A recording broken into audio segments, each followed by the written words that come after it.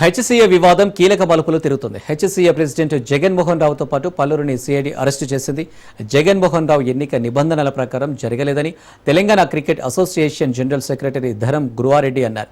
గత రెండేళ్లలో అనేక అవినీతి అక్రమాలు జరిగాయని, హెచ్సీఏకు తక్షణమే ఎన్నిక నిర్వహించాలన్నారు. అనేక రిఫార్మర్స్ తీసుకురావాలని ప్రభుత్వాన్ని కోరుతున్న Telangana cricket association general secretary గురువారెడ్డితో మా ప్రతినిధి Raju face to face. HCA వివాదం రోజు రోజుకు చిలికి గాలిబానగా మారుతున్నటువంటి పరిస్థితి ఉంది.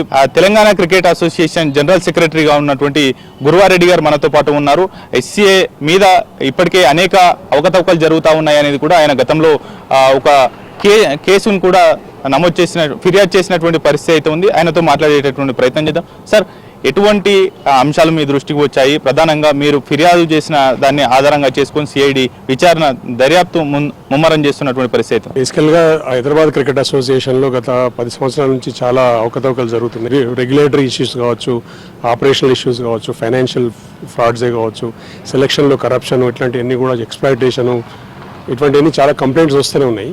అక్కడ ఎవ్రీ 3 ఇయర్స్కి ఒకసారి కమిటీ మారినా కానీ కంప్లైంట్స్ మారడం లేదు. అజరుద్దీన్ ముందు కానీ, అంతకుముందు ఉన్న కమిటీ కానీ, ఇప్పుడు ఉన్న కమిటీ కానీ, అంతకుముందు ఉన్న కమిటీ కానీ ఏదో రకమైన ఎలిగేషన్స్ అయితే ఎప్పుడు వస్తూనే ఉన్నాయి. చాలా కంప్లైంట్లు, ఇంతకుముందు ఏసీబీ కేసులని, మధ్యలో పోలీస్ కేసు అయింది.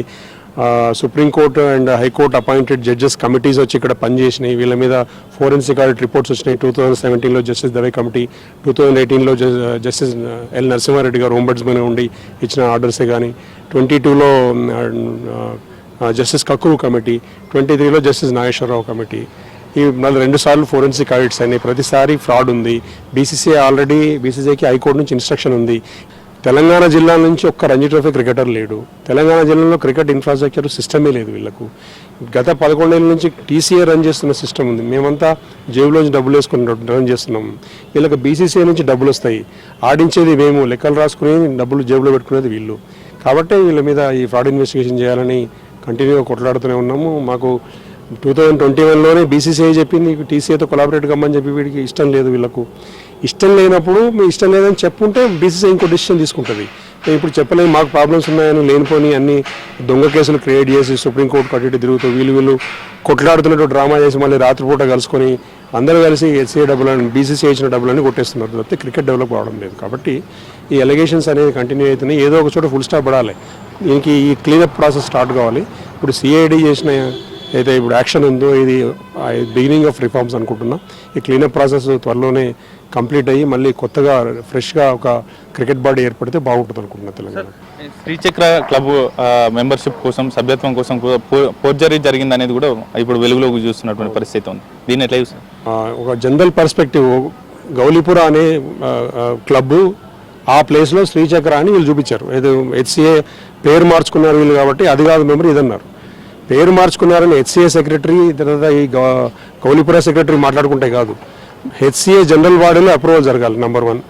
ఈ అన్ని క్లబ్లన్నీ కూడా registered societies. So register of సొసైటీలో ఈ నేమ్ చేంజ్ గురించి అప్లికేషన్ పెట్టి ఉండాలి. వీళ్ళు అది పెట్టలేదు. ఇప్పుడు ఈరోజు కూడా గౌలీపుర రిజిస్ట్రేషన్ అట్లనే ఉంది. వీటి సపరేట్ కొత్త రిజిస్ట్రేషన్ ఉంది. ఇందులో మెంబర్లే, అందులో మెంబర్లుగా పేర్లు పెట్టి రిజిస్ట్రేషన్ చేశారు. కానీ ఇందులో సంతకాలు వేరు, అందులో సంతకాలు వేరు. మనుషుల పేర్లు, అడ్రస్లు అవే ఉన్నాయి, ఫోటోలు అవే ఉన్నాయి, సిగ్నేచర్స్ వేరు ఉన్నాయి. మరి ఫోర్జరీ జరిగినట్టే కాదా? మళ్ళీ ఆ తర్వాత గౌలీపుర వాళ్ళు డిస్ప్యూట్ చేశారని కంప్లైంట్లు ఇచ్చారు వీళ్ళ మీద. శ్రీచక్ర తప్పిది మేమని. లోకల్ అక్కడ ఆడే ప్లేయర్స్ కానీ ఆ ఏరియా వాళ్ళందరూ కంప్లైంట్లు ఇచ్చారు. ఎఫ్ఐఆర్లు అయినాయి, కేసులు అయినాయి, కోర్టుకు వెళ్ళారు. తర్వాత ఇక్కడికి వెళ్ళారు, ఏది ఓంబడ్స్మన్ దగ్గర అప్లికేషన్ పెట్టుకున్నారు, నరసింహారెడ్డి గారి దగ్గర. ఇన్ని రకాల కాంట్రవర్సీ ఉన్నప్పుడు ఓ రోజు కనీసం వీళ్ళు మీటింగ్ పెట్టి దాన్ని డిస్ప్యూట్ సాల్వ్ చేసే ప్రయత్నం కూడా చేయలేదు వీళ్ళు. సార్, ఎటువంటి రిఫార్మ్స్ చేస్తే హెచ్సీఐ సెట్ అయ్యేటటువంటి అవకాశం? ఫస్ట్ ఆఫ్ ఆల్ హెచ్సీఏ అది డెడ్ బాడీ. సో దాని క్లీనప్ ప్రాసెస్ అవసరం. దానిలో ఉన్న డిస్క్వాలిఫైడ్ మెంబర్స్ దాదాపు 120 ఉంటారు. వాళ్ళని పక్కన పెట్టడం, హెచ్సీఏని డిజాల్వ్ చేసేసి ఒక స్టేట్ బాడీ అసోసియేషన్కు క్వాలిఫికేషన్ క్రైటీరియా క్రియేట్ చేయాలి. అంటే ఒక క్రికెట్ తెలిసిన వాళ్ళు, కోచ్, ఒక అకాడమీ, ఒక గ్రౌండ్, కొంత జాగ్రఫికల్ ఏరియా కంట్రోలు. అర్థమైందా?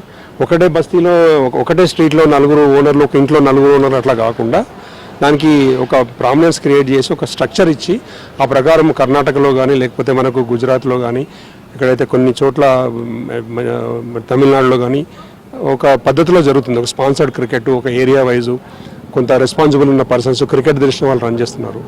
అదేవిధంగా రిఫార్మ్ చేయాలి. స్టేట్ లెవెల్ బాడీ ఒకటి పెట్టడం కానీ, తెలంగాణ క్రికెట్ అసోసియేషన్ ఇన్వాల్వ్ చేసి స్టేట్ లెవెల్ బాడీ ఒకటి చేయడం కానీ, లేదా బీసీసీఐ 2021లో ఒక ఆర్డర్ ఇచ్చింది. దాని ప్రకారం హైదరాబాద్ సిటీకి హెచ్సీఏ ఉండని కాక కొలాబరేషన్లో సిటీ బయట టీసీఏ ఉంటుంది, కొలాబరేషన్ మోడల్ చేయడము.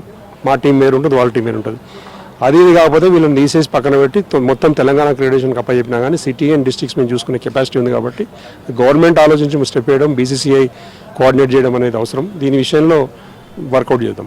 ఓవరాల్గా గురువారెడ్డి గారు చెప్తున్నమాట ప్రధానంగా అనేక రిఫార్మ్స్ తీసుకురావాల్సినటువంటి అవసరం ఉంది. అంతేకాకుండా ఎస్సీఏకి సంబంధించి వెంటనే ఎన్నికలు నిర్వహించాలి. పూర్తి స్థాయిలో గతంలో ఉన్నటువంటి నియమ నిబంధనలు మార్చడం వల్ల కొత్తగా అవకాశం కల్పించాలి అనేది కూడా ఆయన డిమాండ్ చేస్తున్నటువంటి పరిస్థితి ఉంది. ప్రభుత్వాన్ని కూడా రిక్వెస్ట్ చేస్తున్నటువంటి పరిస్థితి కనిపిస్తుంది. కెమెరా పర్సన్ విశ్వాతో రాజు న్యూస్, హైదరాబాద్.